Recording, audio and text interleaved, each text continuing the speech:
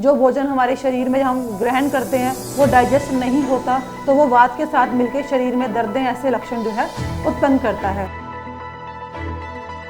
अगर बार बार लगातार जॉइंट्स में स्वेलिंग आती है तो जॉइंट्स जो हैं डिफॉर्मिटी में चले जाते हैं, जो जॉइंट्स हैं वो टेढ़े होने स्टार्ट हो जाते हैं।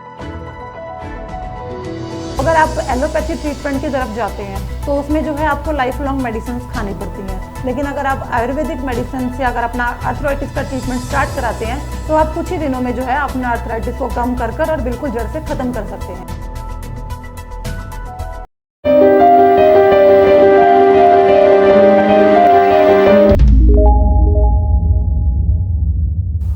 नमस्कार, मैं डॉक्टर वंदना, डॉक्टर शारदा मेडिलाइफ आयुर्वेदिक हॉस्पिटल लुधियाना। आज मैं आप सबके साथ रूमेटॉइड अर्थराइटिस यानी गठिए के बारे में डिस्कस करूंगी। जब हम गठिए के बारे में सोचते हैं तो हमारे माइंड में ओल्ड एज के पीपल्स आते हैं, जो हमारे बूढ़े जो बुजुर्ग होते हैं वो हमारे दिमाग में आते हैं, जिसे हम लगता है कि वो अपनी एक चेयर तक सीमित हैं, अपनी एक कुर्सी से अलावा वो कहीं जा आ नहीं सकते, मूवमेंट्स नहीं कर सकते। तो ये सारी मतलब इमेजेस जो हैं गठिए में हमारे माइंड में आती हैं। तो ऐसा नहीं होता, गठिया जो है किसी भी एज को इफेक्ट कर सकता है। ये यंग एज में भी हो सकता है, मिडिल एज में, ओल्ड एज में, ये किसी भी एज ग्रुप को इफेक्ट कर सकता है। खासकर ये फीमेल्स में होता है, क्योंकि फीमेल्स जो है उनमें वात बहुत ज़्यादा वृद्धि होती है, तो जो रूमेटॉइड अर्थराइटिस है ज़्यादातर फीमेल्स में होता है।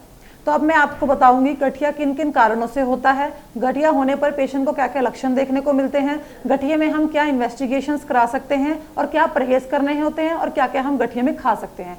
तो यही सारा हम आज आपसे डिस्कस करूंगी। तो सबसे पहले मैं आपको बताना चाहूंगी कि रूमेटॉइड अर्थराइटिस क्या होता है। रूमेटॉइड अर्थराइटिस जो है एक ऑटो इम्यून डिसऑर्डर होता है। इसके अंदर जो हमारी बॉडी के इम्यून सेल्स होते हैं वो हमारे जॉइंट्स की जो झिल्ली होती है उस पर अटैक करते हैं, जिनके कारण जो है पेन, इन्फ्लामेशन या स्वेलिंग ऐसे सिम्टम्स पेशेंट को देखने को मिलते हैं। ये किसी भी एज ग्रुप में हो सकता है। इसके कारण अगर मैं बताऊं तो इसका मॉडर्न पैथी में कोई भी कारण जो है अभी तक स्पेसिफाई नहीं किया गया है। ये नहीं पता कि किस एज में होगा, किस किस को होगा या किसको इफेक्ट करेगा, किसको नहीं करेगा। तो ये कोई पर्टिकुलर नहीं है, इसका फिस्क है। तो अब ये जो है एक एबनॉर्मल मेटाबॉलिज्म के कारण भी हो सकता है, क्योंकि इसको आयुर्वेद में आम वात कहते हैं। आम जो होता है अपच भोजन होता है, जो भोजन हमारे शरीर में हम ग्रहण करते हैं वो डाइजेस्ट नहीं होता, तो वो वात के साथ मिलकर शरीर में दर्दें ऐसे लक्षण जो है उत्पन्न करता है। ओबेसिटी के कारण हो सकता है, मेंटल स्ट्रेस के कारण हो सकता है, फीमेल्स में है जो ये हार्मोनल चेंजेस के कारण भी रूमेटॉइड अर्थराइटिस हो सकता है। इसके अलावा अगर हम बात करें यंग एज में तो जंक फूड के या फिर ऑयली फूड के खाने के कारण भी हो सकता है। तो ये किसी भी कारण से हो सकता है। अगर मैं लक्षणों की बात करूं कि किन किन दिक्कतें जो पेशेंट को हैं देखने को मिलती हैं, तो उसमें सबसे पहला जो सिम्टम आता है वो होता है मॉर्निंग में स्टिफनेस।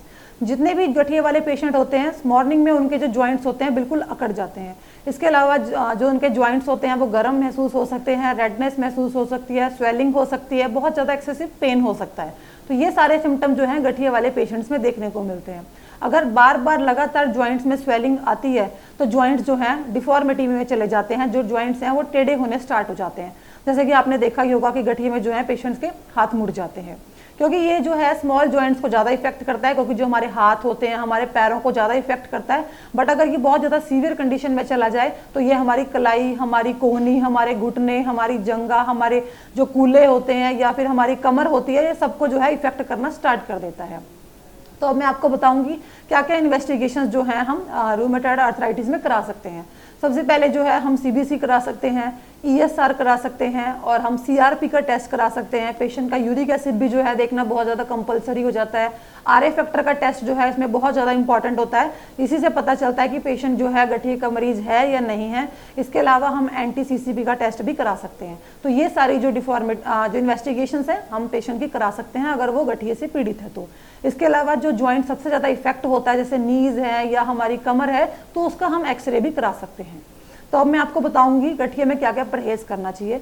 गठिए में है जो आपको जो है आलू का सेवन नहीं करना है, अरबी का, भिंडी का, जो लेसदार चीज़ें होती हैं उनका सेवन नहीं करना है, नया अनाज का सेवन नहीं करना है। आप जो है पुराना अनाज ही खाएं, नए अनाज का सेवन नहीं करना चाहिए। इसके अलावा तेज मसालेदार सब्जियां या तेल वाली सब्जियां या जंक फूड हो गया, जैसे कोल्ड ड्रिंक हो गया, इन सब चीज़ों को वर्जित बताया गया है। ठंडी चीज़ों का जो है सेवन मतलब इसमें वर्जित बताया गया है, जैसे ठंडा जो पानी नहीं पीना, अपने ठंडी हवा में नहीं बैठना है, एसी का सेवन जो है इसमें वर्जित बताया गया है। अगर आप खाने की बात करेंगे गठिए वाला पेशेंट क्या क्या खा सकता है, तो जैसे मैंने आपको बताया ही है कि इसमें पुराना अनाज का सेवन कर सकते हैं। गेहूं, जौ जो भी है आपने पुराने अनाज का सेवन करना है। इसके अलावा आप लौकी, तोरी जो है हरी सब्जियां, उनका सेवन कर सकते हैं। सुबह उठ के जो है आप ग्रीन टी का सेवन कर सकते हैं, या फिर आप रात को सोने टाइम भी ग्रीन टी का सेवन कर सकते हैं।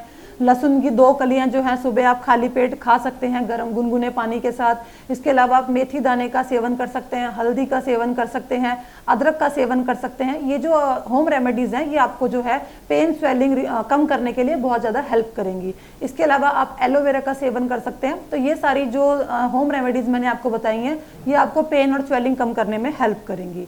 तो अगर आप एलोपैथी ट्रीटमेंट की तरफ जाते हैं तो उसमें जो है आपको लाइफ लॉन्ग मेडिसिन खानी पड़ती हैं। लेकिन अगर आप आयुर्वेदिक मेडिसिन से अगर अपना आर्थराइटिस का ट्रीटमेंट स्टार्ट कराते हैं तो आप कुछ ही दिनों में जो है अपना आर्थराइटिस को कम कर और बिल्कुल जड़ से ख़त्म कर सकते हैं। तो अगर आप लाइफ लॉन्ग मेडिसिन खाना चाहते हैं तो उसमें जो स्टीरॉइड्स वगैरह होते हैं वो किडनी और लीवर पे बहुत ज़्यादा बुरा असर डालते हैं। लेकिन अगर आप एलोपैथी की तरफ जाएंगे तो आपको सारी दिक्कतें जो हैं ये देखने को मिलेंगी। बट अगर आप आयुर्वेदिक ट्रीटमेंट स्टार्ट कराते हैं तो आपको जो है इसका बहुत अच्छा रिजल्ट मिलेगा और आप जो है अपने गठिए से निजात पा सकते हैं। तो अगर आपको किसी भी जोड़ संबंधित या किसी भी तरह की दिक्कत आप महसूस कर रहे हैं तो आप हमसे बात कर सकते हैं। 4 हमारे सेंटर्स हैं मोहाली, मुक्तसर, बठिंडा एंड लुधियाना में। आप विजिट करके जो है अपना ट्रीटमेंट स्टार्ट करवा सकते हैं। नमस्कार।